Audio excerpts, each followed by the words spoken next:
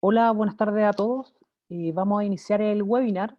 Primero que todo, les quiero agradecer a todos su participación.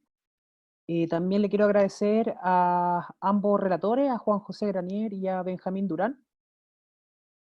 Este webinar está organizado en conjunto con la Dirección de Big Data de Movistar Chile y la Fundación Telefónica.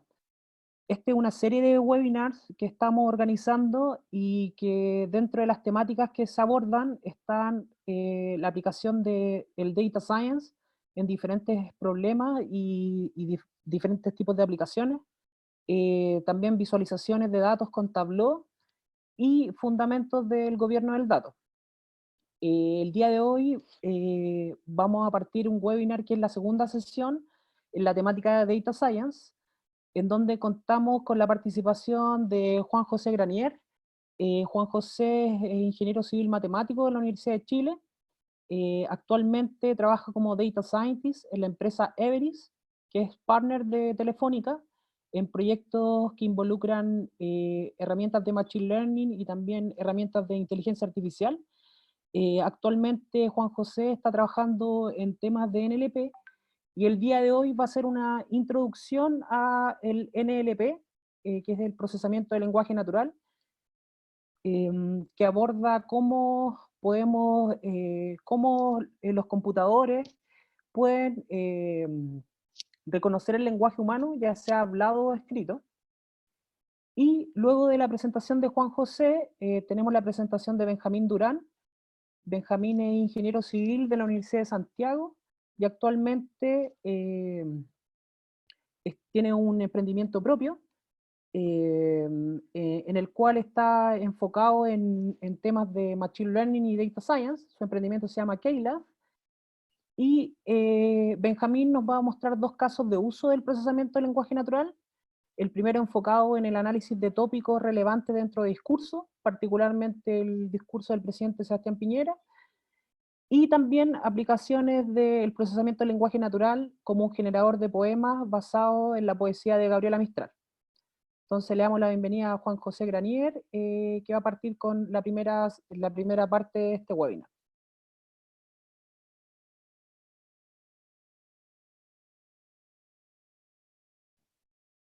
Muchas gracias, Francisco. Bueno, les doy la bienvenida a todos. Muchas gracias por su presencia. Por lo pronto, espera un momento que estoy cargando el archivo. La presentación.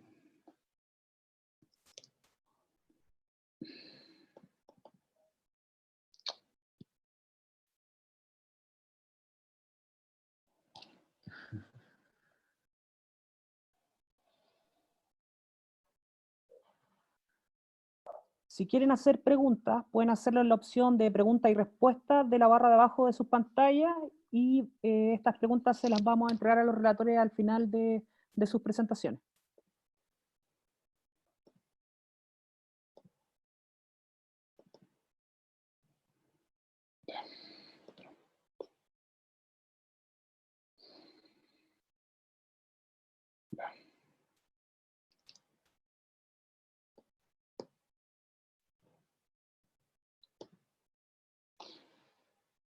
Bueno, vamos a iniciar con la presentación. Bueno, mi nombre es Juan José Granier, soy Data Scientist de Everis. Voy a hacer una introducción bastante elemental a NLP.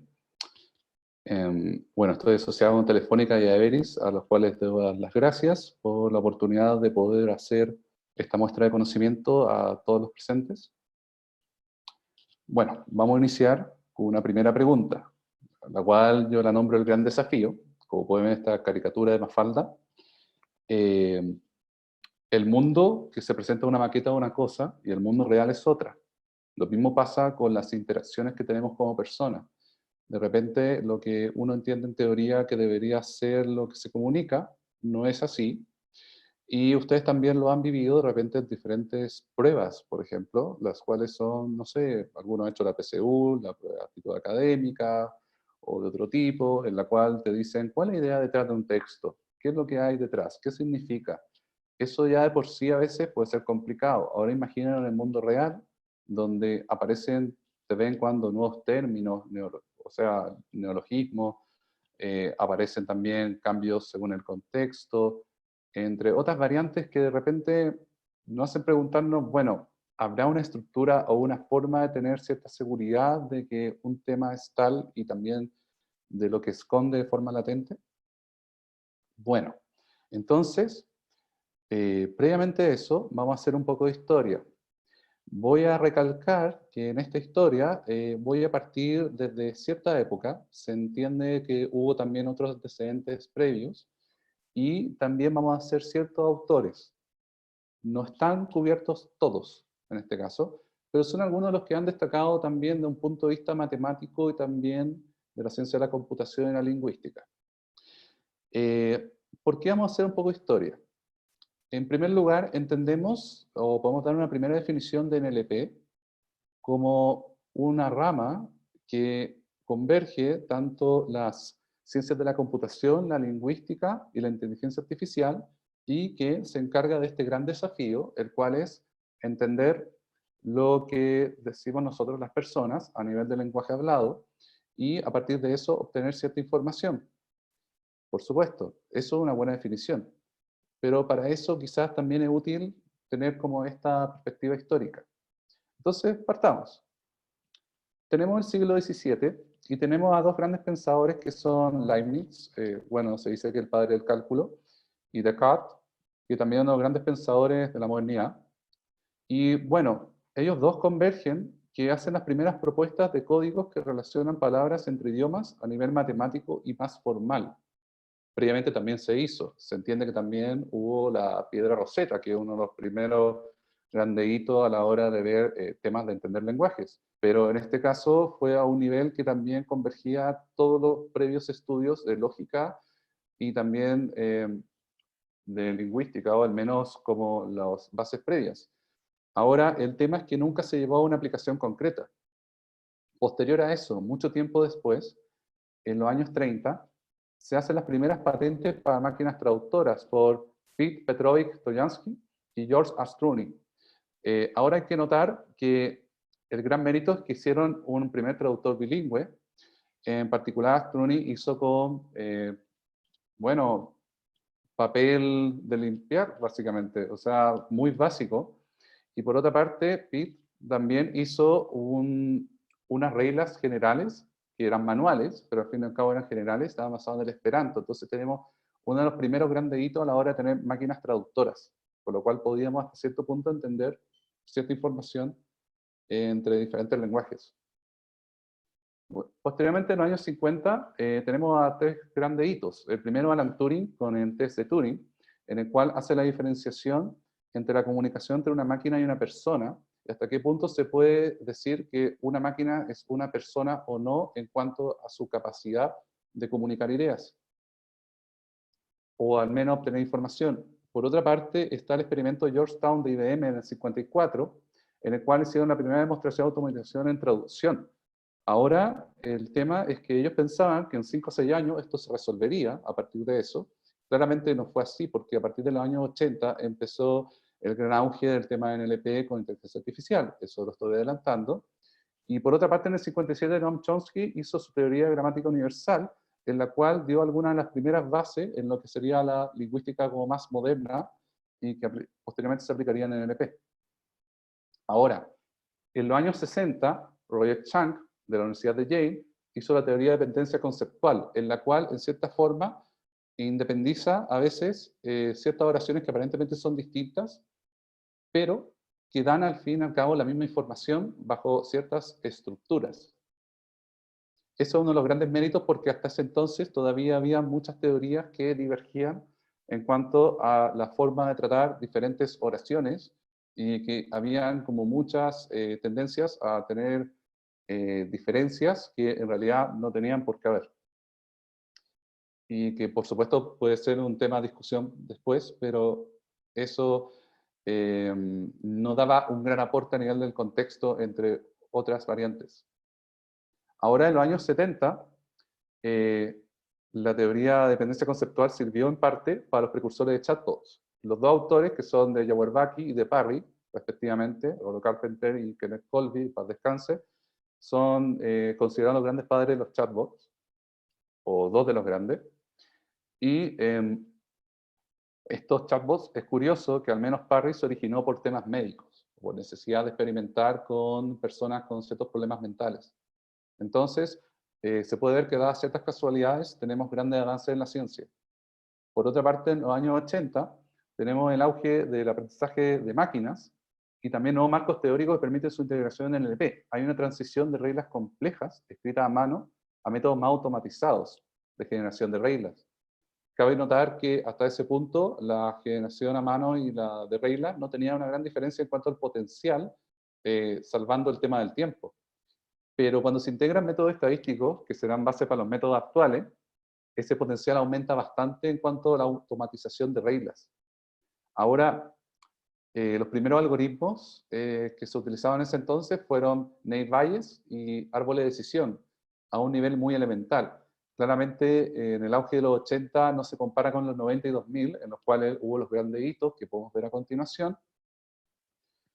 Por ejemplo, el primero de ellos es Watson IBM, con un sistema de question answering, en el cual fue en el juego de Jeopardy, donde lo mostró en el año 2006, en el cual de hecho ganó y mostró que tenía un gran rendimiento a la hora de analizar información. Pero bueno, esto no se compara con lo que vendría en los años 2010. Primero estuvo Apple Siri, Amazon Alexa y Google Assistant, que son actualmente los asistentes virtuales por excelencia dentro de lo que está mejor programado. Obviamente hay otros experimentales, pero el mérito de eso es que tenemos un primer paradigma en cuanto al nivel de servicio que se le da al usuario, o sea, el intercambio que tiene de información. Entonces, nosotros con todos estos antecedentes, más el hecho de que actualmente se aplican tanto algoritmos no supervisados como semi-supervisados, eso quiere decir con información etiquetada o clasificada a priori o no, que lo detecta automáticamente el algoritmo, y eso es una de las gracias, tenemos un gran potencial para poder experimentar. Entonces, en base a eso, nos preguntamos qué es en realidad NLP. Ya dimos una primera definición de lo que era NLP y que la podemos resumir de esta forma. Es un campo de la ciencia de la computación, inteligencia artificial y lingüística que estudia la interacción entre las computadoras y el lenguaje humano. Muy bien. Pero eso nos hace preguntar, en primer lugar, ¿qué entendemos por un lenguaje humano? ¿Qué entendemos por su construcción como lenguaje? ¿Por qué? Porque quizá hay que ampliar un poco la definición o aclararla. Por ejemplo, tenemos un primer trabajo en el cual se hacen word bendings y se captura información latente o implícita de materiales. En este trabajo se predice incluso nuevos polímeros y nuevos materiales con una precisión no baja, de hecho del 95%. Entonces, cabe preguntarse si el lenguaje es solamente el hablado, que en principio fue el motor de la búsqueda de toda esta construcción matemática. Y por otra parte, también hay un trabajo que tiene que ver con la genómica. Tiene que ver en este caso con detección de tumores y de cáncer a partir de datos de genes. Con lo cual nos estamos preguntando también si la bioinformática tendría cabida en NLP como tal a nivel de lenguaje. Y de hecho lo es. A partir del año 2002 hay publicaciones formales que hacen trabajo de NLP en bioinformática. Entonces, podemos dar algunos usos más frecuentes en NLP a modo de ejemplo. Esto antes de introducir las técnicas básicas que voy a presentar de NLP. Estos son a modo de muestra. Les voy a dar alguna idea bastante sucinta al respecto. En primer lugar, tenemos el resumen de texto. El resumen de texto nos da como las ideas centrales y también nos da como las ideas de fondo y generales que tiene un texto que puede ser bastante más amplio. A modo de ejemplo, en este caso se usó un toolkit que es en el ETK, que es para ver lenguaje, uno de los primeros que se usa, y se hizo el típico resumen del artículo de inteligencia artificial en inglés, el cual puede variar con el tiempo, porque también los artículos de Wikipedia varían. Pero como pueden ver, si ustedes visitan ese sitio en algún momento, van a ver que el texto es bastante más extenso y que tiene muchos detalles que no tendría por qué tener en este caso y nos podemos abstraer. Es una de las riquezas del resumen de texto, tener la información central. Por otra parte, podemos ver los chatbots. Por ejemplo, aquí les presento a Laura, el chatbot que tiene Movistar en su servicio asistente virtual. Este chatbot funciona bastante bien dentro de todo. Por supuesto, hay cosas que hay que mejorar, pero es en lo que actualmente estoy trabajando, de hecho, y en entrenamiento, también en obtención de textos para ver si está funcionando bien, entre otras variantes. Pero ¿qué es lo importante de esto? Que tenemos un asistente virtual, el cual interactúa en tiempo real con nosotros. Por otra parte, tenemos dentro de los usos la generación automática de keywords y generación de texto. ¿A qué se refiere esto? Nosotros tenemos ciertos patrones que detectamos de forma automática en los textos, a partir de los cuales podemos tener cierta información que es útil. En este caso, nuevamente, hay una aplicación médica en Chile, por lo cual podemos ver el gran poder que tiene NLP en la obtención de cierta información. Por otra parte, está el reconocimiento también de entidades. ¿Qué se entiende por entidades? Y lo estoy mostrando a modo de ejemplo. Se entiende por locación, se entiende también por nombre, por alguna institución, por alguna fecha importante, datos que son de cierto tipo que tienen cierta relevancia. En este caso, tenemos como input un extracto de Noam Chomsky, su descripción en Wikipedia, y tenemos como output el mismo extracto, pero con algunas distinciones en las cuales podemos ver los tipos entidades que detecta. Por ejemplo, detectó un país, detectó un instituto, una organización, detectó también una ciudad y detectó un nombre de persona, en el cual en este caso es importante, y por eso lo destaca como una entidad relevante. Por otra parte, tenemos la traducción automática de idiomas. Bueno, aquí cabe recalcar que traté de escribir el procesamiento del lenguaje natural sobre el lenguaje humano en un idioma escandinavo, y afortunadamente lo detectó, Google Translate. Dentro de todo funciona bien, actualmente todavía está en proceso para detectar algunas distinciones mejores de español, por ejemplo, el español de España, el español de Chile, el español de Colombia, aunque el español de Colombia actualmente está mejor estructurado que el español de Chile, o al menos mejor estudiado. Por otra parte tenemos el Skype Translator, que en toda la riqueza no solamente tiene el traducir escrito, sino también a nivel de fonética. En este caso también detecta el sonido y lo interpreta.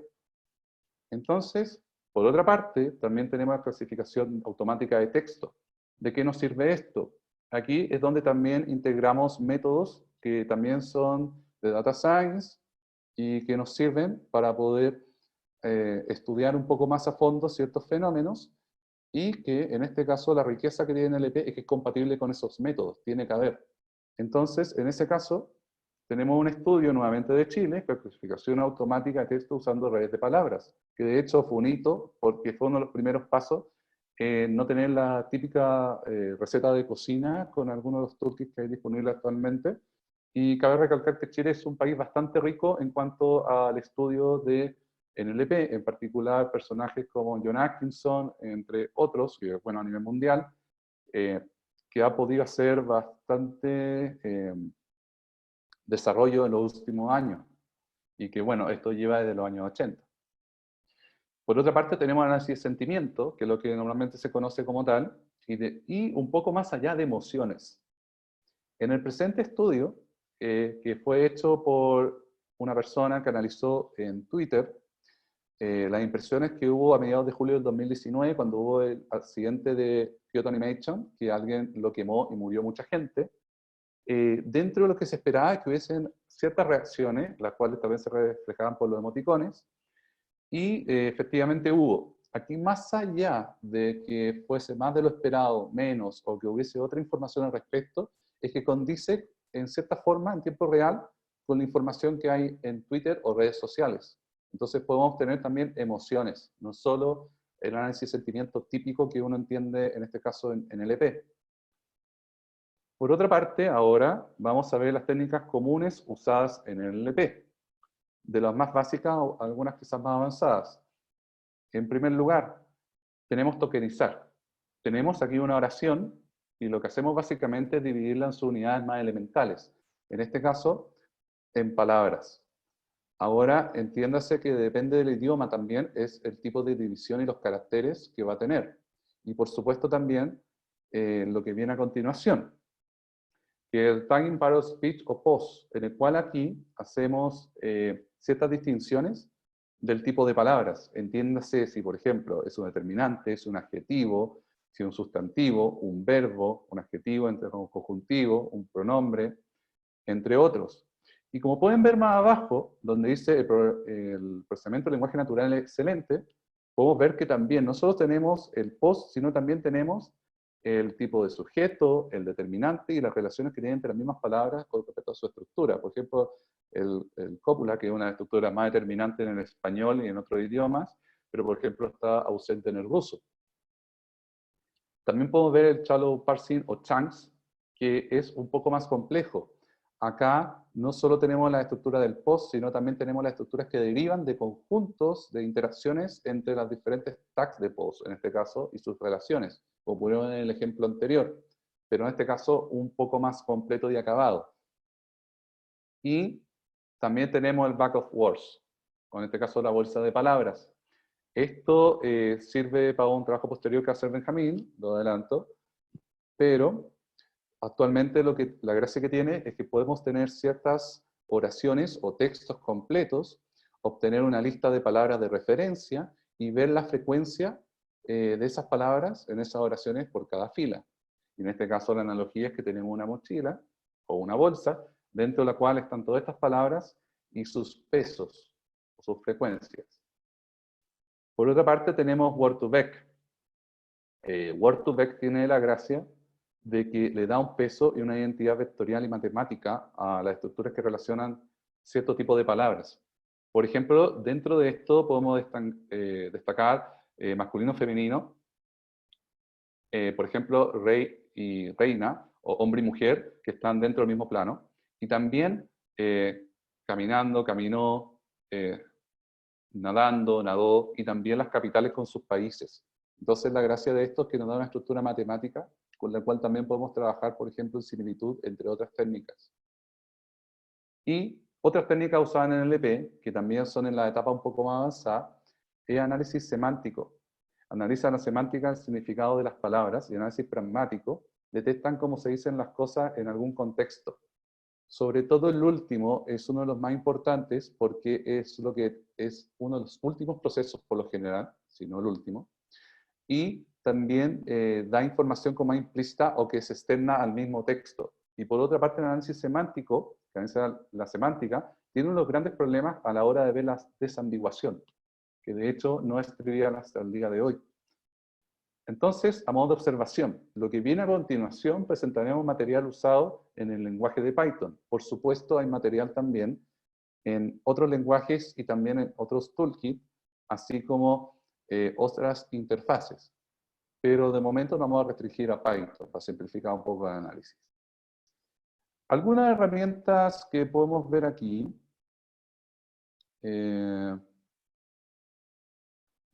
Claramente, por ejemplo, tenemos primero NLTK, que por lo general es la primera librería con que uno empieza.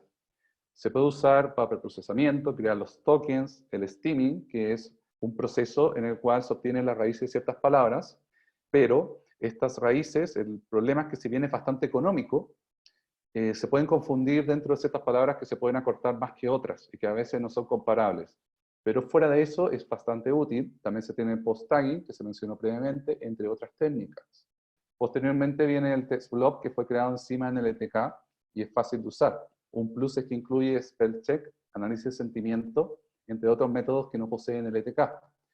El problema es que no es muy preciso por lo general. Pero ahora tenemos también a Gensim, que fue construida específicamente para un elemento de tópico en un principio, pero también calcula similitud de documentos. Y por otra parte, tenemos Spacy, que es más rápido que en el ETK, que tiene funciones análogas. Ahora, Spacy es lo que actualmente estoy ocupando, porque tiene mejor un proceso que se llama lematización, que en resumidas cuentas es llevar una palabra a su análogo en el diccionario. Y por otra parte tenemos, por ejemplo, en este caso, si yo digo caminó, la palabra en el diccionario es caminar. Si yo digo llámenme, es llamar en ese caso la palabra en el diccionario que aparece. Para que se entienda un poco a qué me refiero con lematización, de llevar a su lema. Y por otra parte tenemos el web scraping, que es traer información de sitios web, en particular texto. Sirve bastante para el procesamiento del lenguaje natural, pero también uno puede sacar también archivos de sonido, en este caso. Y por otra parte tenemos a Stanza, que fue creado por los mismos autores de Stanford Core NLP, es que un nuevo motor que hasta el momento posee similitudes en Space en cuanto a su calidad, quizá un poco mejor en la administración, pero de momento no tiene tópicos, que es algo que al menos a mí me interesa bastante. Y ahora vamos a tener algunos ejemplos de uso básicos.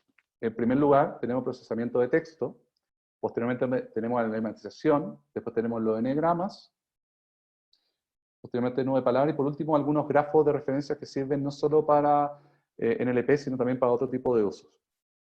En primer lugar, vamos con el procesamiento de texto. Vamos a poner un modo de ejemplo.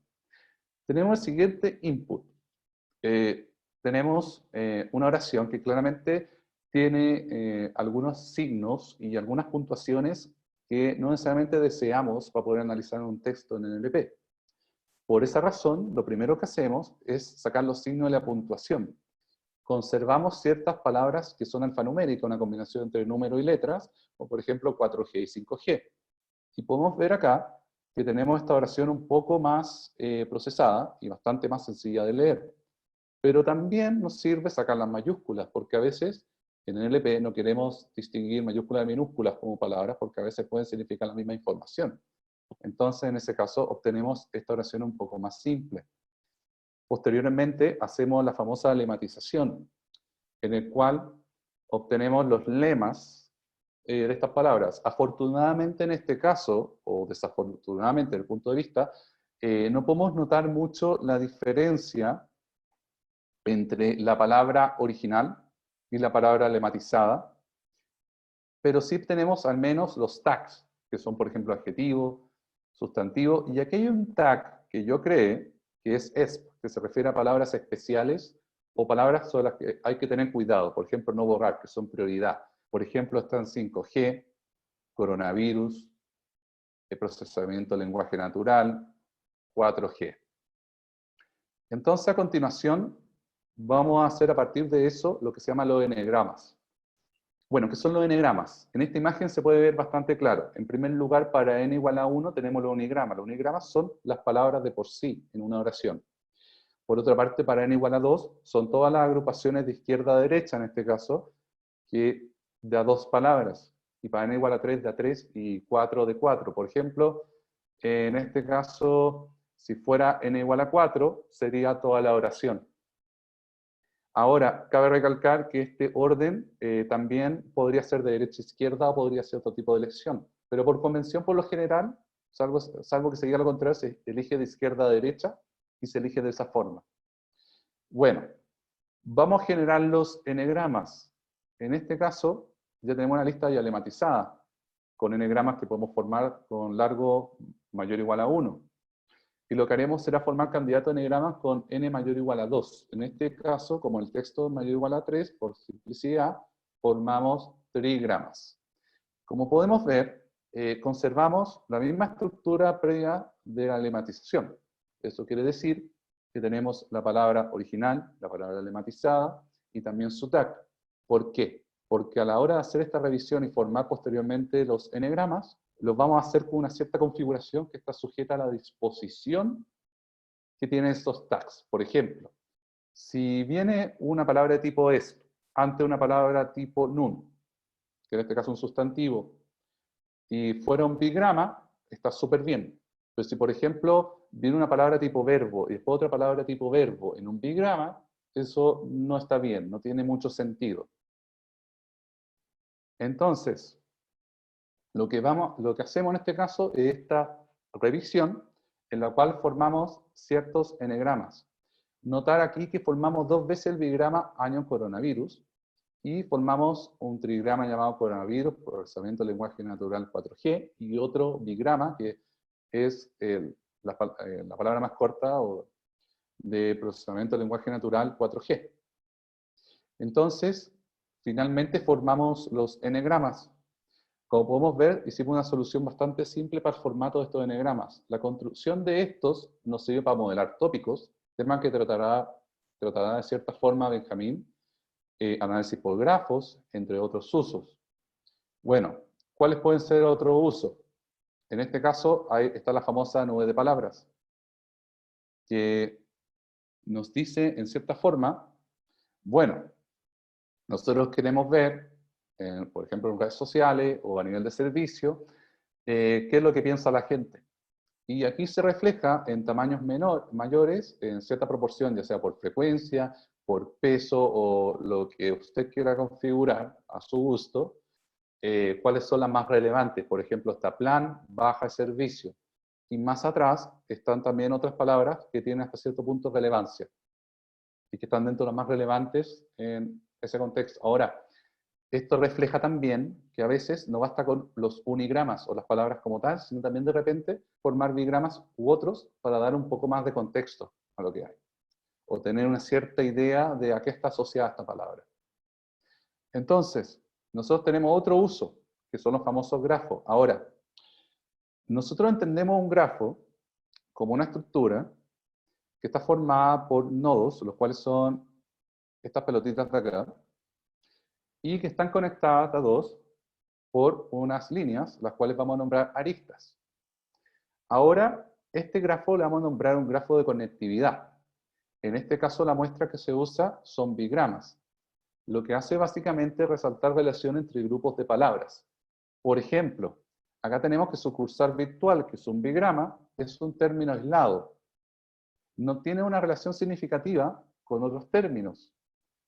Sin embargo, por ejemplo, Internet, como unigrama o como unidad de estos bigramas, está asociado con varias palabras. Por ejemplo, Internet casa, problemas de Internet, Internet hogar, contratar Internet y funcionar Internet. Bueno, por lo general funcionar, entiéndase que en ese caso es la versión lematizada de funciona Internet. Entonces también podemos configurar en algunos casos para no obtener esta versión y que tenga un poco más de sentido lo que dice realmente. Por otra parte, tenemos otra estructura de grafos que también sirve bastante, tiene muchos usos, no solo en NLP, que es lo que se dice grafo de redes. En este caso, a modo de ejemplo, tenemos ciertas palabras que son las fuentes, de las cuales salen otras palabras, que son las que están más relacionadas con las primeras, con las fuentes, a nivel de oraciones o a nivel de texto en general. Por ejemplo, tenemos grabaciones, la cual está muy relacionada con llamadas, con semana, con acceso y con copia. Copia, ¿a qué quiere decir? Por ejemplo, muchas veces tienen una copia de una grabación. Y por otra parte tenemos inconvenientes, donde lo que se puede ver que es bastante lógico es que hay inconvenientes con Internet, con la línea, con el cobro o con el Wi-Fi. Ahora, cabe notar que a veces la información que entrega esto puede parecer obvia. En algunos casos sí, en otros no. Pero una de las cosas que es útil, incluso si te entrega una información dentro de todo obvia, es que te dice si está funcionando bien ciertas detecciones de texto y si tiene una cierta coherencia. Porque si, por ejemplo, aparecían otro tipo de palabras que no fueran esas, o faltaran en este caso, podríamos tener ciertos problemas quizás que hay que corregir.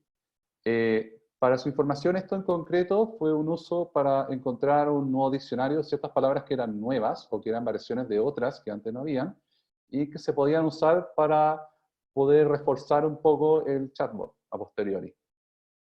Y bueno, a continuación, en la siguiente exposición, Benjamín mostrará aplicaciones en tópicos y uso de word embeddings. Y por supuesto, este es el fin, señores. Muchas gracias por su atención. Y bueno, esto está redundante porque las preguntas van a estar al final. Eso sería todo. Muchas Muchas gracias. gracias, Juan José, por la presentación. Súper buena la presentación, me gustó harto la introducción que hiciste con la historia del NLP. Ahora le vamos a dar el pase a Benjamín Durán. Como les comentaba, Benjamín es Data Scientist también, está trabajando en un emprendimiento propio y además tiene un blog en donde subió estos dos casos de uso que van a presentar. Así que les vamos a compartir también en el chat el link al blog de Benjamín para que puedan revisar esta información. Así que adelante, Benjamín.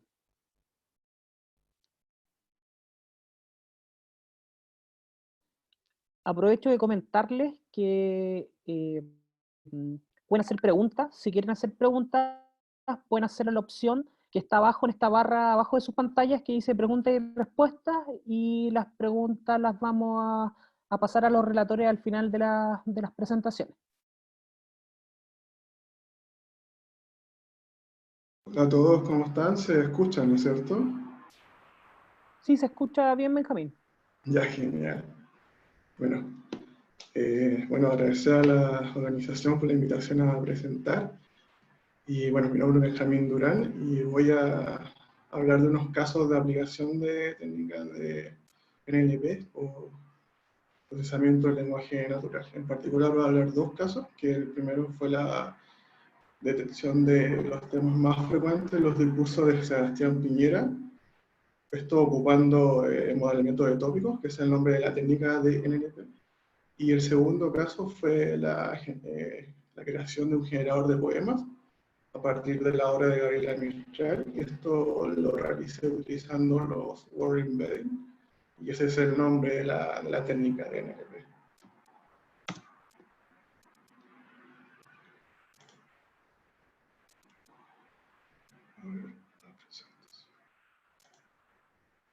Ahora sí, el contenido de la presentación es este.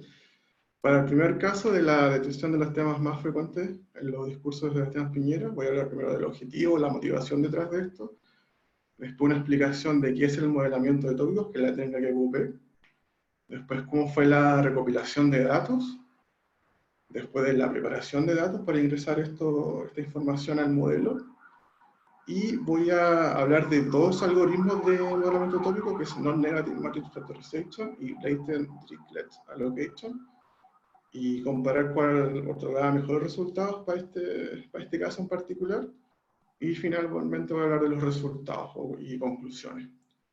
Y para el segundo caso, que es el generador de poemas, voy a hablar también del objetivo, la motivación detrás de hacer esto. Voy a explicar qué son los word embedding, que es la técnica que ocupé para el generador de poemas. Después hablar de la recopilación de datos, después el algoritmo del generador, o explicar cómo funciona el generador, y finalmente mostrar unos resultados que a mí me parecieron más interesantes. Bueno, para el primer caso, la detección de los temas en los discursos de Sebastián Piñera, bueno, ¿cuáles fueron los objetivos, la motivación detrás de esto? Para mí fue buscar una manera de sistematizar el análisis de las comunicaciones en la política, ocupando algún modelo de procesamiento del lenguaje natural, y con el objetivo de disminuir la subjetividad en estos análisis. O sea, a partir de esas dos motivaciones nace la idea de por qué no detectar los temas principales en las comunicaciones oficiales de Sebastián Piñera desde el 18 de octubre, considerando que desde esa fecha Sebastián Piñera tiene una participación súper fuerte en los medios y todas las semanas con anuncios importantes. Bueno, y hacer esto utilizando la técnica de NLP, que es el modelamiento de tópicos. Bueno, ¿qué es el modelamiento de tópicos? Bueno, es una técnica no supervisada, que lo único que quiere decir eso es que yo le ingreso al modelo un resultado objetivo, porque lo desconozco a priori, y que busca descubrir los temas presentes en un grupo de documentos. Y parte de la presunción o asume de que un documento es esencialmente una mezcla de distintos tópicos, en distintas proporciones, claro. Con el funcionamiento a gran escala del modelamiento tópico es que yo tengo un conjunto de textos sin clasificar, que en mi caso son los discursos de Sebastián Piñera, pero pueden ser un grupo de noticias, podría ser un conjunto de tweets. Ingreso esta información al algoritmo del modelamiento de tópico, y además yo ingreso un parámetro importante, que sí o sí tengo que ingresarlo yo, que es el número de tópicos que yo creo que existe en este conjunto de documentos sin clasificar. Bueno, y el resultado que me otorga el modelamiento tópico son dos cosas. Primero, los tópicos por documento. Me dice, por ejemplo, que el documento 1 está compuesto 30% por el tópico número 1, 70% por el número 2, el documento número 2, 20% por el tópico número 1, 80% por el número 3, y así para cada documento. Y también me entrega las palabras por tópicos. Por ejemplo, me dice que las palabras de mayor peso para el tópico 1 podrían ser salud, hospital, cama, para el tópico número 2, delincuencia, robo, asalto, y así. Eso son lo que me entrega el algoritmo como resultado. Bueno, la recopilación de datos, en particular para el caso que yo estoy exponiendo, primero yo establecí un criterio de selección de información. O sea, yo dije, quiero seleccionar solo los discursos que se hayan emitido en algún canal de televisión abierto. Bueno, ¿y por qué? Porque me parecía que era importante seleccionar solo los discursos que hayan tenido un impacto más potente, de alguna manera que hayan llegado a más personas. Y también elegí seleccionar solo los que tuvieran una duración como mínimo de 3 minutos. Bueno, ¿esto por qué? Pues yo lo hice con el objetivo de dejar fuera cuñas, entrevistas menores o cualquier tipo de comunicación que haya sido menos planificada. Bueno, y con estos criterios, yo recopilé 26 discursos de Sebastián Piñera, que son desde el rango de tiempo desde el 18 de octubre hasta el 1 de marzo. Bueno, y los recopilé desde la plataforma de videos YouTube.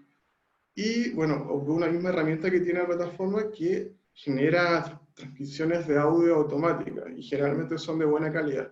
Entonces, estos 26 videos de Sebastián Piñera se convirtieron en 26 transcripciones o 26 archivos de texto.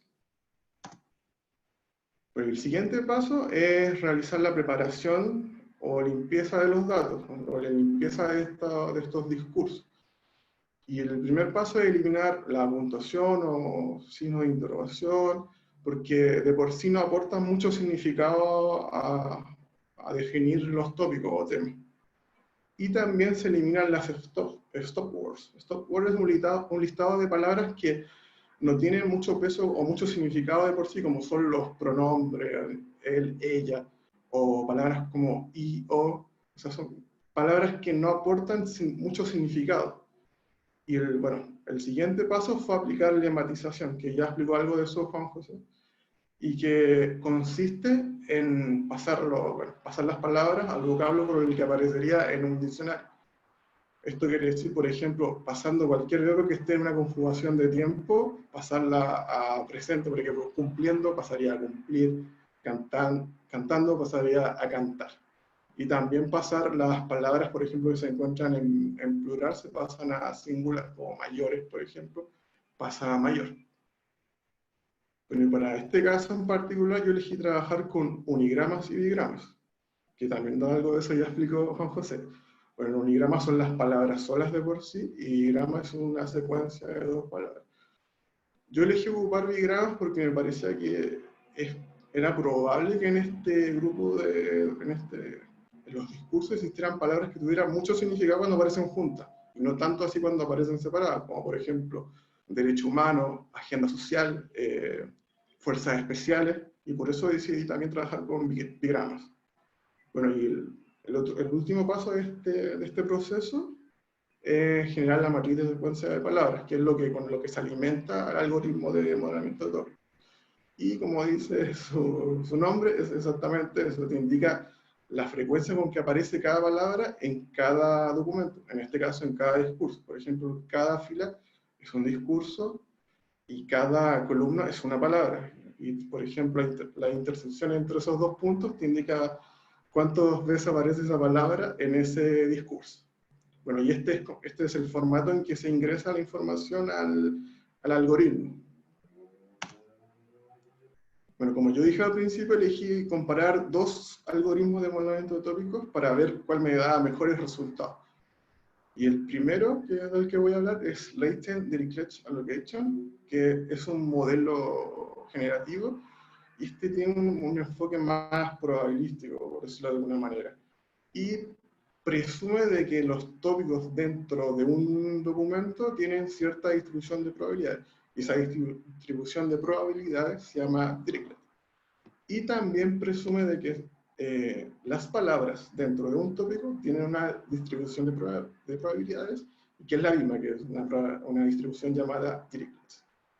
Bueno, este algoritmo tiene algunos parámetros que se pueden ajustar, pero el principal siempre es el número de tópicos, y ese lo tengo que ingresar yo, no existe un valor por defecto. Bueno, y yo elegí generar 3 modelos con distintos números de tópicos y ver cuál me da mejores resultados. Generé un modelo con 5 tópicos, otro modelo con 6 tópicos y otro con 7 tópicos. Bueno, el modelo con 5 tópicos, bueno, esa tabla que aparece ahí es un poco un resumen que te dice las palabras de mayor peso para cada tópico. O sea, es el resultado que te entrega el algoritmo. Bueno, y el modelo con 5 tópicos que me entregó Latent Directional Allocation es el que aparece ahí abajo y que, bueno, como pueden ver, no es muy fácil distinguir entre de qué se trata cada tópico. Las palabras que entrega no tienen no hace mucho sentido que estén juntados, no otorga mucho significado. Bueno, y el modelo con 6 tópicos ya tiene una mejor performance, parecen agrupar palabras que tienen más coherencia de que aparezcan juntas, pero igual no otorga resultados tan buenos. Por ejemplo, aparece la palabra carabinero en el tópico número 5 y la palabra policía en el tópico número 1, cuando lo lógico sería que estuvieran en un solo tópico, en un solo tema. Bueno, y el modelo con 7 tópicos es el que para este algoritmo entrega mejores resultados, pero aún así no parece entregar tópicos con demasiada coherencia, aunque sea obvio de qué se trata. Bueno, el segundo algoritmo que yo ocupé para este análisis es Non-Negative Matrix Factorization, el segundo algoritmo de modelamiento tópico. Y este tiene un enfoque mucho más algebraico. La forma en que funciona es que te toma la matriz de frecuencia de palabras y busca descomponerla en dos matrices más chicas. Una matriz siendo la relevancia de tópicos por documento o los pesos de cada tópico en los documentos, y la otra matriz es derechamente los tópicos, o sea, te dicen los pesos de las palabras para cada tópico. Y busca, bueno, empieza a iterar hasta tratar de reconstruir la matriz original, que es la de frecuencia de palabras, buscando obtener la menor pérdida de información posible. Y al igual que en el algoritmo anterior, el parámetro principal que hay que ingresar es el número de tópicos. Y bueno, como es un análisis comparativo, hice el mismo ejemplo, hice 3 modelos, uno con 5 tópicos, otro con 6 tópicos y otro con 7 tópicos. Bueno, estos son los resultados a modo, o sea, las tablas resumen de alguna manera. Y ya viendo el modelo con 5 tópicos, ya se puede ver que tienen mejores resultados, empieza a agrupar palabras que tienen más sentido, más coherencia, que estén juntas. Como por ejemplo, en el tópico número 3 te aparece la palabra salud, medicamento, enfermedad, que tiene harto sentido que aparezcan en un tópico, tiene hartas coherencias esas palabras. Bueno, el modelo con 6 tópicos también tiene buenos resultados, pero el modelo que tiene mejores resultados es el que tiene 7 tópicos. Ya los temas que entrega son mucho más fácil de distinguir y tienen más coherencia las palabras en sí. Entonces, bueno, para este caso, los mejores resultados se obtuvieron con el algoritmo de Non-Negative Matrix Factorization y con un modelo con 7 tópicos. Bueno, entonces, cuando uno ya selecciona cuál es el modelo que crea adecuado, ahí vuelve la pregunta, ¿cuáles son los temas principales que están en el discurso de Sebastián Piñera? Y son los siguientes, que son el tópico número 1, que es agenda social, el número 2, derechos humanos, el número 3, salud, número 4, pensiones, el 5, fuerza policial, el 6, constitución. Bueno, y el 7 yo lo llamé otro porque el algoritmo me tendió a juntar palabras sin mucho significado específico en ese tópico. Bueno, y la conclusión desde el punto de vista quizás más numérico o de algoritmo es que para este ejemplo, o sea, para este caso, Non-Negative Matrix Factorization entrega mejores resultados que LDA.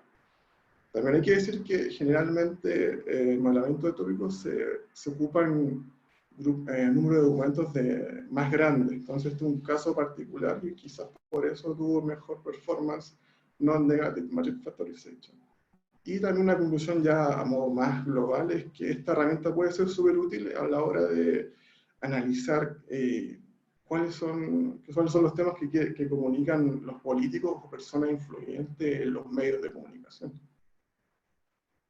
Bueno, ya, ahora voy a pasar al segundo caso de aplicación, que es la generación de poemas.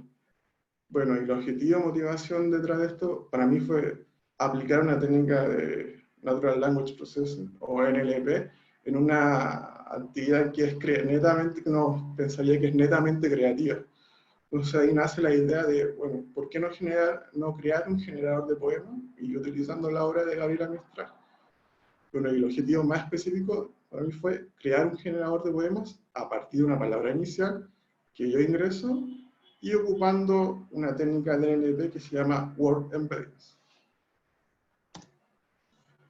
Bueno, ¿y qué son los Word Embeddings? A grandes rasgos, los word embeddings son una representación numérica de una palabra a través de un vector. O sea, cada palabra tiene un vector equivalente.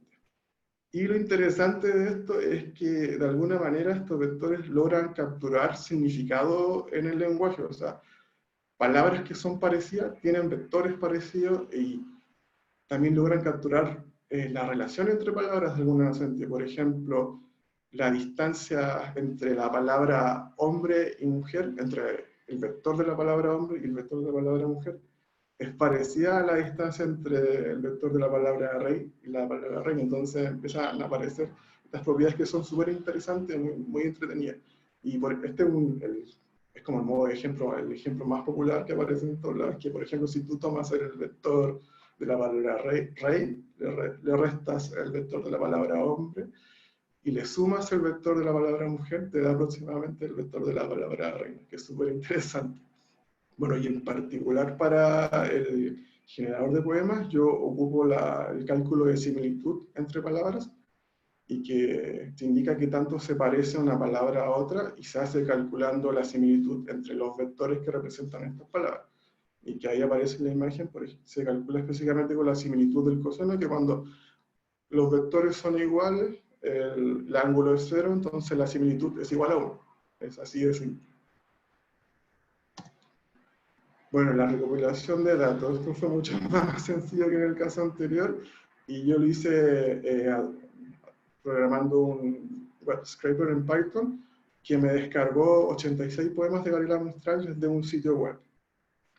Ya con estos 86 poemas de Gabriela Mistral, yo los separé en versos y los dejé en un solo documento, una sola base de datos, por así decirlo, fue un documento con 2.347 versos, que van a ser el input principal para el generador de poemas. Bueno, el algoritmo del generador, o cómo funciona el generador de poemas, es que primero yo le ingreso una palabra inicial, que yo la elijo, como puede ser casa, como aparece ahí, y después se seleccionan un número de versos al azar, desde este listado de versos que yo creé anteriormente. Bueno, estos versos se convierten en una representación en vectores con word embedding, al igual que el texto inicial se transforma a un vector, se calcula la similitud entre la palabra inicial y cada verso, y ahí yo reviso cuál tiene mayor similitud, y ese verso se ingresa al poema. Y después el proceso es iterativo, realizo el mismo proceso, pero ahora con el texto inicial sería mi primer verso, y hago exactamente lo mismo, selecciono n versos al azar, calculo la similitud entre estos versos y mi primer verso, y se selecciona el que tiene mayor similitud y se ingresa al poema. Esto yo lo puedo hacer las veces que yo quiera, dependiendo de cuál es el largo del poema que yo quiero generar.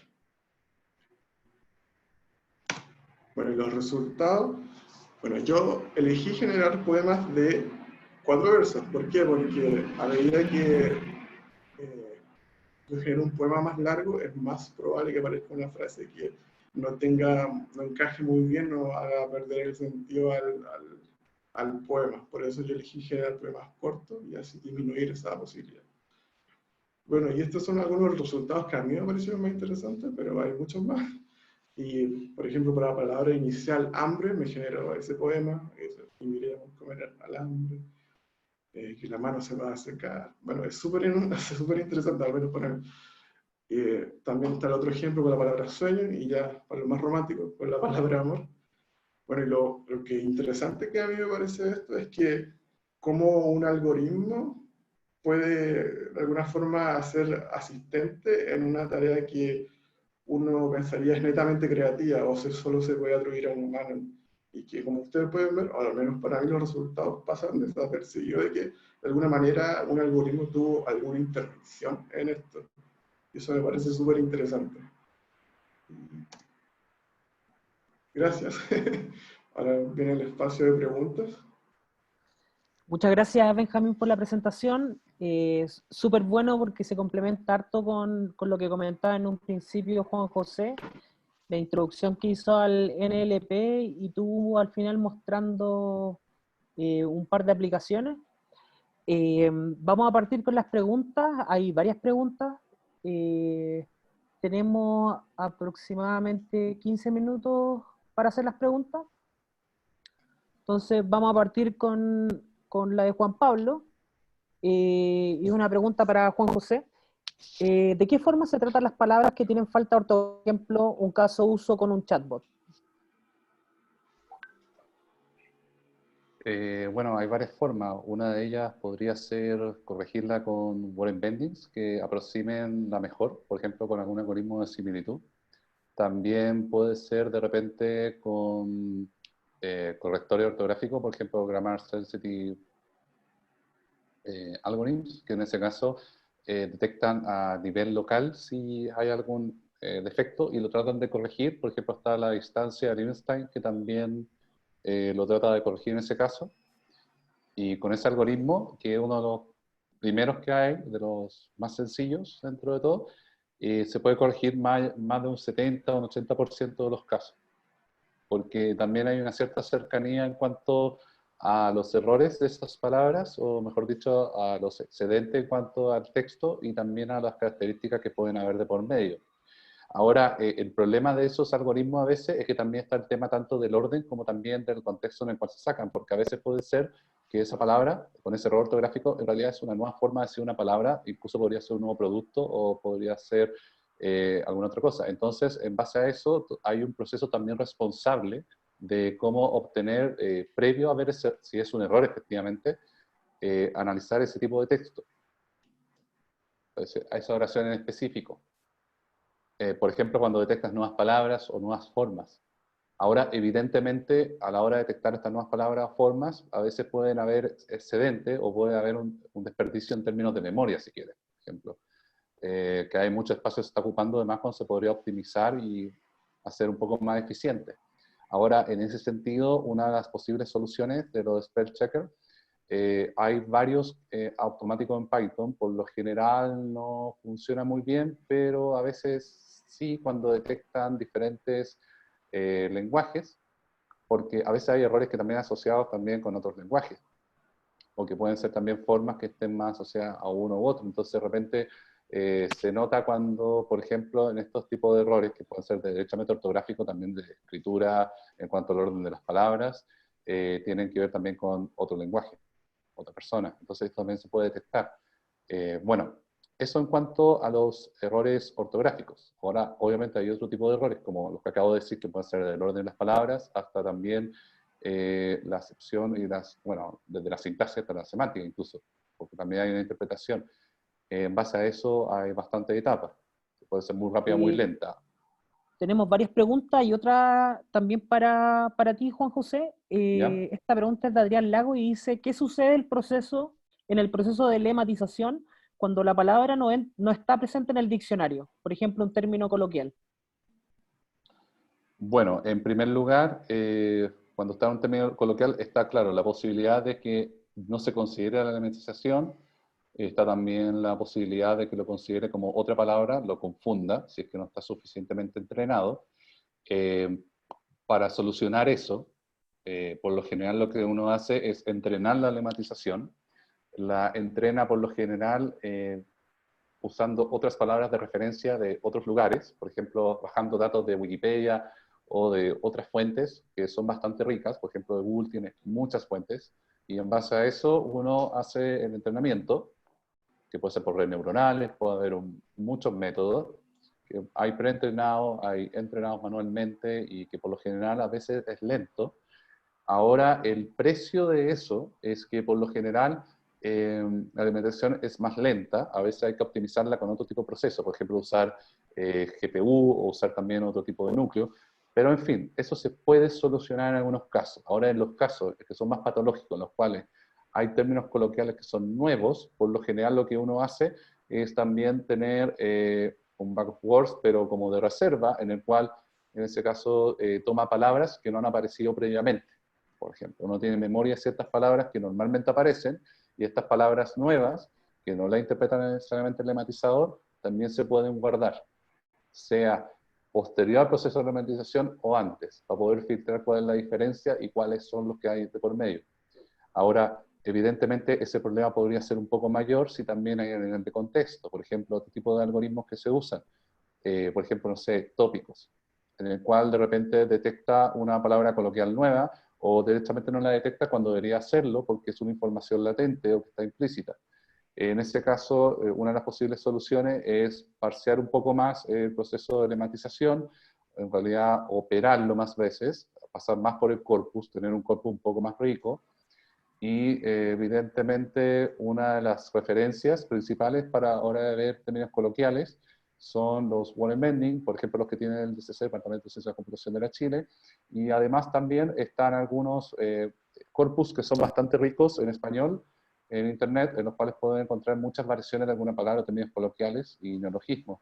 Para eso también existe un análisis de redes sociales con los algoritmos, por ejemplo, conectividad de grafos, en los cuales pueden ver términos aislados que de repente son estas palabras coloquiales que pueden aparecer previa a la memorización o posterior. Ahora, el precio de hacer algo previo a la memorización o en sí mismo tiene que ver con que por lo general es mucho el peso, son muchas las palabras y variaciones. Entonces, por eso la alimentación, una cosa es pagar por la alimentación sin ella y otra es con ella. Entonces, por lo general, cuando se hace un proceso de este tipo, por ejemplo, intent o detección, lo que uno hace son test set, analizarlo, por ejemplo, si se confundió del intent, o sea, ahora yendo como al otro punto, y también ver si hay, por ejemplo, muestras que, por ejemplo, activó un intent y después otros, directamente se confundió, activó el incorrecto, o también no detectó otra palabra. Muchas veces también pasa que un intent se activa en base a ciertas palabras clave, más que necesariamente a todo el contexto, que sería lo ideal. Pero eso también son por limitaciones, por lo que entiendo la pregunta, del mismo chatbot. O sea, en este caso del entrenamiento que se hace, del motor que se usa. Bueno, actualmente en Tenemos hartas cuanto a eso, preguntas. sí, Tenemos hartas sí, preguntas más. ya, Voy a terminé continuar con, con un terminé con par esa de... respuesta. Ya. Hay una pregunta para Benjamín en relación al uso de NMF y LDA. Y la pregunta, no sale el nombre, dice, ¿cómo se miden los resultados? ¿Cómo se conoce cuál es el mejor modelo? Ya, mira, existen algunas métricas que te pueden servir, como que son, como por ejemplo, hay algunas librerías que te calculan la coherencia de los tópicos. Existe esa medición y también o puedes ocupar otra métrica que se llama perplejidad, que te puede decir qué tan bien están funcionando, o sea, te ayudan a elegir el número de tópicos para ingresar al algoritmo, pero yo creo que el criterio final es humano, porque a veces pasa que estas métricas no se coinciden con lo que un humano entiende por un tema, o sea, por lo que uno entiende como un tema coherente. A mí me pasó, por ejemplo, que para el caso de cuando yo apliqué el EDA, y para buscar el número de temas que era óptimo, yo traté de calcular con perplejidad y me dio un resultado que no tenía sentido. Me dijo que era el número óptimo de temas era 2 o 1, entonces eso no tiene sentido. Pero existen esas mediciones que te pueden ayudar para un poco menos acotar cuál es el número óptimo del tópico, y también existen librerías que calculan coherencia y te dicen de cierta manera si los tópicos están bien separados, pero yo creo que el criterio final es humano, siempre el criterio último es revisarlo y ver que esas palabras tengan sentido, pero existen librerías que te ayudan en ese proceso. Otra pregunta de Claudio Vargas es ¿cómo se podría utilizar NLP para normalizar direcciones? Está bien. Bueno, a ver, una forma que tengo entendido que actualmente se está ocupando es con scoring. Básicamente tener como una similitud o coseno similitud o algún método similar que tenga un score relativo entre ciertas agrupaciones de palabras con otras en cuanto a su ubicación. De hecho, hay un paquete en Spark que se llama Ngrams o Ngramas en el PySpark, en el cual tiene eso. Ahora, el problema de ese es que no tiene control necesariamente sobre la forma en que hace el puntaje a nivel de la disposición de los n-gramas. Como vimos anteriormente, hice unos n-gramas customizados. No son los n-gramas que típicamente generaría por defecto en el ETK o, por ejemplo, Space. Y en ese caso, para poder solucionar este tema, habría que ver quizás patrones que pueden ser de expresiones, el uso de expresiones regulares, que es uno de los recursos que, por supuesto, muchas veces se intenta para ver órdenes o patrones de ciertas distribuciones patológicas en este caso. O también sería usar el mismo puntaje, el algoritmo que se tiene normalmente en distribución para normalizar, pero ocupando en este caso una disposición más customizada o en este caso, digámoslo, tendenciosa, con cierto peso de la disposición espacial. Ahora, ¿cuál es el costo de eso? Evidentemente, en algunos casos te puede eliminar parte de la muestra, no sé, un 5%, un 6% quizás aceptable, pero cuando uno ve el número de direcciones o datos que son de órdenes de 8,5 millones o más de direcciones, pucha, es bastante complicado decir solamente un 5% no es tanto. Uno quisiera tener un 1 o un 0,0 algo. Entonces, en ese caso, lo más responsable es agregar puntuaciones con disposición, con ciertos puntos de control, poder testear hasta cierto punto de forma automática los patrones y aquellos que resten, evaluar nuevamente si es necesario expresiones regulares o customizar nuevamente la disposición. Ahora, tengo entendido que PySpark, a nivel de n-gramas, posiblemente, y porque también es del tipo de paquete que tiene la misma configuración, debería tener una forma en que podrían customizar el tag, y al customizar el tag, poder ver la disposición de puntaje relativo. Esto quiere decir también incluso configurar cómo ustedes miden el puntaje, porque el puntaje relativo de un grama a otro no necesariamente es el método más efectivo a la hora de hacerlo. Bueno, eso en breve. Ahora, evidentemente, también en el EP se ocupa también tema de geolocalización, como ven en este ejemplo que preguntaron, y también tiene que ver con las distribuciones relativas que hay a nivel geolocalizado, para la redundancia. Entonces, en ese caso, hay que priorizar aquellas que tengan mayor distribución y también los casos en que tengan muy pocas. Aquellos que tienen medio, por lo general, no son necesariamente el más fuerte o que tienen, no es el más fuerte a la hora de tratar en NP. Eso también es un detalle un poco más fino. Hay hartas preguntas más. Voy a continuar con Alberto Díaz. Pregunta, ¿la conformación de los word embedding se crea mediante un algoritmo en particular, como Word2Vec o BERT? Existen, bueno, no sé si lo responde Juan José o yo, pero existen No, varios algoritmos para generar los word embedding. Hay varios, el Word2Vec, el Glob, hay otro que es de Facebook, y hay distintos algoritmos, pero todos son básicamente lo mismo, que tú si ingresas una cantidad enorme de texto y el resultado que te entrega es una representación en vector para cada palabra. Y bueno, de alguna forma aprende desde este conjunto de texto el uso, y palabras que se usaron similarmente en ese conjunto de texto tienen vectores similares. Pero existen varios algoritmos, esos son los más famosos, creo, Word2Vec, Glob, el de Facebook, que se me olvidó el nombre, pero es. Hay hartas preguntas más. Hay una pregunta que se ha repetido harto. Dada su experiencia con NLP, ¿qué librerías recomiendan para realizar preprocesamiento y normalización? Yo recomendaría, bueno, no sé, voy a hablar No, Juan dale. José. Yo creo que Space es lejos la más fácil de utilizar, para mí, por lo menos. Y bueno, aquí, no sé si Juan José tiene otra recomendación. Papel procesamiento depende del contexto, porque también depende del formato, de la disposición geométrica que tengan los textos. En este caso, por ejemplo, si son correos, ¿Ya? dependiendo de cómo vengan, de repente también hay que ocupar, bueno, obviamente las expresiones regulares por defecto a veces, por Sí, ejemplo, el re, que se importa muchas veces en Python, y todos sus usos, pero el costo de re hay dos. Uno es la operación y otro es que es muy sensible a que todo un cambio en el patrón que tenga en el formato puede de repente confundirse y dar resultados no deseados. Entonces, si uno quiere tener un poco más de control en algunos casos, también puede usar el string, que es como uno de los más básicos, con puntuación. Ahora, el costo de string con puntuación es que uno también lo tiene como que entrenar, entre comillas, porque tienen que agregar otro tipo de puntuaciones, además de las que ya tiene por defecto, que son bastante pocas, así como los patrones. Entonces, una combinación intermedia entre array y string, que es nativo, te da por una parte algo que no es ni tan rápido ni tan lento, pero al mismo tiempo es súper efectivo, dependiendo de la geometría del texto. Ahora, eso para preprocesamiento. ¿Cuál es la otra parte de la pregunta, perdón? Normalización. Normalización. Ahora, normalización, por lo general, bueno, al igual que Benjamín, yo recomiendo en este caso Spacy. Recomiendo no mucho el uso de stopwords, a menos que estés seguro de aquellas que quieres banear y que te asegures que no van a entorpecer el análisis que tienes, porque por lo general stopword es una gran restricción.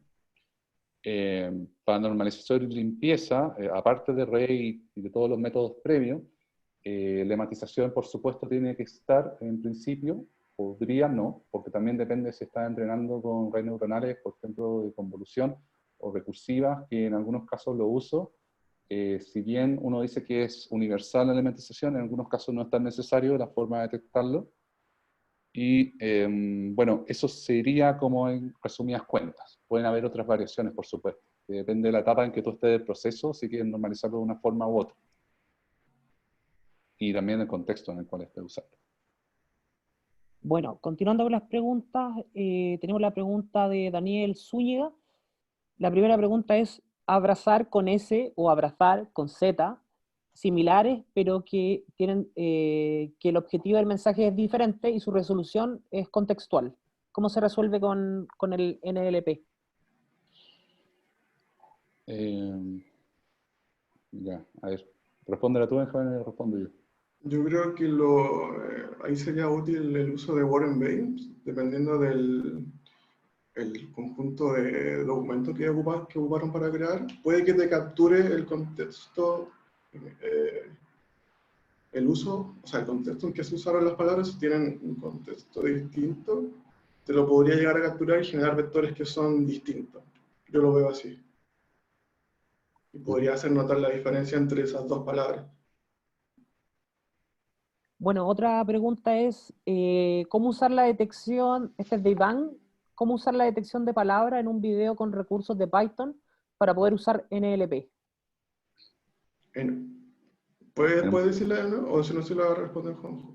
Dice, ¿cómo usar la detección de palabras en un video con recursos de Python? Esta pregunta debe tener que ver con si conocen librería en Python para poder hacer transcripciones desde video a texto.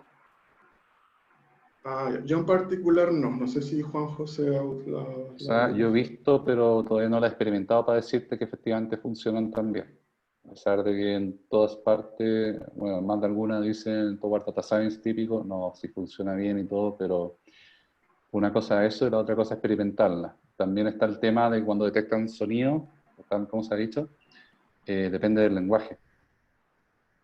Entonces ahí está el tema. Yo si te dijera en confianza español o... Mira, en confianza te puedo decir, como para descartarlo, que islandés, por ejemplo, no hay. Islandés es un caso como muy patológico, en el cual ni siquiera, al menos ahora recién como hay algunos avances, pero tampoco es tan concreto. Y en cuanto al español de Chile, es un poco difícil porque generalmente están basados estos, al menos los que hay tanto en Python, del español más de España o el español más de Colombia. Entonces, en ese caso es un poco complicado decirte, bueno, te aseguro que hay alguna que lo va a hacer en Python. Ahora, si tú me hablas, por ejemplo, de R, tengo entendido que también está experimentando con algunas cosas. Y tengo entendido que SAS, que bueno, interfase que también puede ocupar Python, entre otras cosas, tiene algo de esto a nivel de captura de sonido. Así como también hay otros programas que también se ocupan. Bueno, IBM lo descarto a modo personal. Hay otros que hay mejores. Por ejemplo, el de Google también tiene. Pero yo te diría que si quieres ser independiente, funciona bien para algunos idiomas. Pero para el español, al menos chileno, no te podría asegurar que es mucho. Perdón por no darte mucha esperanza. Se puede hacer, pero no me voy a casar con ninguno para decirte en este momento. Repiten esta misma pregunta varias veces. ¿De qué forma se puede pasar la voz a texto? Pero entiendo que es la misma pregunta anterior, ¿no? Sería como, ¿qué librería te serviría para...? No el método, no necesariamente... Bueno, otra pregunta de Daniel Zúñiga es, ¿existen diccionarios coloquiales de Chile u otros países? ¿Se podría colaborar en entrenar una red neuronal para posteriormente todo usar este repositorio? No sé si conocen alguna. Coloquial, yo no. No, así como de uso abierto que no dice O crear por sea, ahí. la que yo conozco como que, entre comillas, coloquial, pero como que aseguro, pero que está preentrenado, o sea, como que si quieres entrenarlo de nuevo tendrías que pasar por algunos procesos intermedios y por un transfer learning, si quieres, en este caso, sería lo del DCC. Lo pueden vender en el DCC por ¿Como por excelencia. Ahora, como embedding? más coloquial, sí, como más coloquial, claro, tú puedes sacar un web scrapping y hacer un corpus bastante fuerte, consistente con eso, modelarlo incluso como word embedding, o sea, entrenarlo, y de ahí obtener lo que tú quieres. Se puede hacer, de hecho lo podríamos hacer en conjunto, a mí me interesaría hacerlo, sería una idea bastante buena. Acá hay otra pregunta de Paulina Alexandra Aravena. ¿Cuáles creen que son los desafíos a los que se ven enfrentados al usar NLP?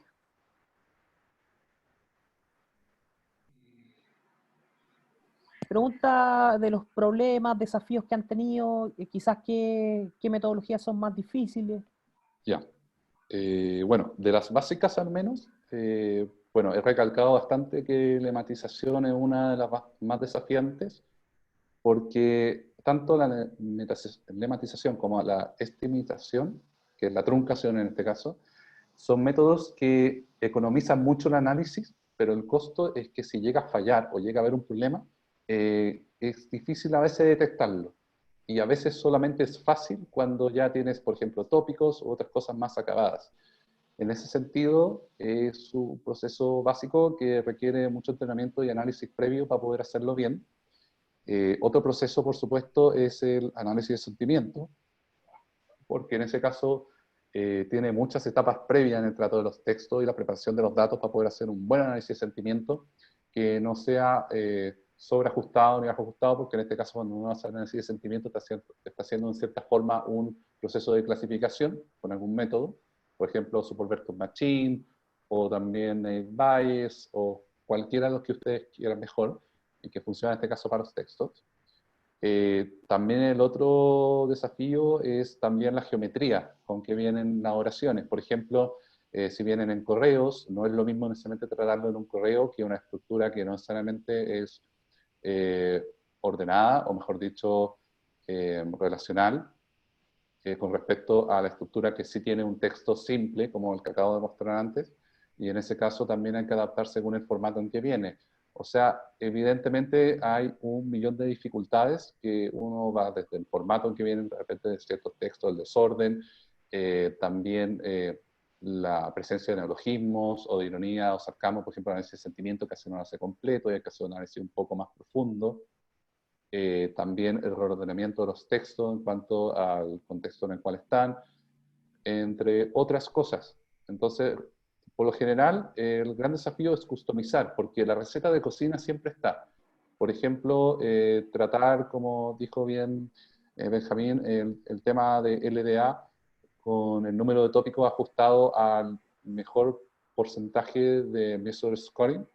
A veces es súper engañoso, porque cuando tú tienes poca muestra, te puede dar un Measure Scoring súper alto, porque te lo va a dar por cómo lo hace, y sin embargo no debería ser así y te va a dar como tópicos que no tienen sentido. Por otra parte también, si tú tienes una muestra alta, pero lo haces con Vectorizer, te puede dar tópicos más coherentes a la hora de construirlo a nivel de gramas. Pero el problema es que la medición de medida que te garantiza que el resultado esté bien, estoy respondiendo a unas preguntas que se hizo antes, es un poco más complicada porque se hace a nivel de una entropía que es un poco más fina. Lo mismo pasa con Non-Negative Matrix Factorization. La medida que va a ser éxito es una entropía que todavía no está muy bien testeada dentro de todo. Está más a nivel de investigación cómo confirmar que funciona. Y también ahora uno de los grandes desafíos es, por ejemplo, cuando uno quiere clusterizar ciertas muestras ocupando NLP, por ejemplo, cuando quiere ver el cerebro, entre comillas, de cómo funciona un chatbot o otras mediciones, o otros artículos, por ejemplo, un asistente virtual, para redundancia, y en este caso el problema a veces es que tú tienes que hacer una clusterización semántica de significado. Y eso es un proceso más complicado porque también tienes que ver dónde hay ambigüedad y tienes que sacarlo. También está el proceso pragmático, que es el último por lo general, pero de repente se pone intermedio porque uno hace como ciclo en estos procesos. Y te das cuenta que ya no basta en este caso, por supuesto, todo lo que hicimos en presiones regulares, todo lo que hicimos en otros procesos, sino que hay que hilar más fino y más que a nivel de distribución de probabilidades. También hay que hacerlo con justamente las redes neuronales, que es como último Y paso. tenemos una última pregunta, que es una pregunta que hicieron al principio, Denis Morán, y pregunta si pueden comentar brevemente del nivel de avance que existen de los chatbots. Ya.